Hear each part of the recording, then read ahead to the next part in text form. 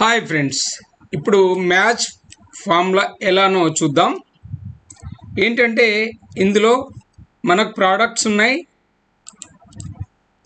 వీటి sales details అని ఉన్నది కదా. మొత్తం ఇందులో నేమ్స్ ఉన్నాయి, ప్రోడక్ట్స్ ఉన్నాయి, సేల్స్ ఉన్నాయి. అయితే మనకు ఈ మ్యాచ్ ఫార్ములాలో ఏమంటుందా, మనము టైప్ చేయగానే మనకేమొస్తుందంటే నెంబర్ రూపంలో ఆన్సర్ వస్తుంది. సపోజ్ ఇప్పుడు చూద్దాం, మ్యాచ్ అని కొడదాం.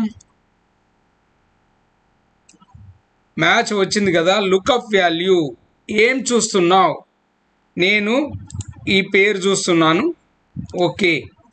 లుకప్ యారే ఏం చూస్తున్నాను? నేమ్స్ ఎందులో ఉన్నాయి? ఇది. ఓకే. నెక్స్ట్ మ్యాచ్ వాల్యూ అంటే మనకి మ్యాచ్ టైప్ ఎలా కావాలి? ఎగ్జాక్ట్ కావాలి కనుక 0.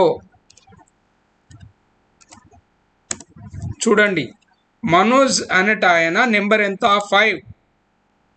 అవునా కదా? 1 2 3 4 5. అదే ఇప్పుడు సపోజ్ మనం కుమార్ అని కొట్టాను అనుకోండి,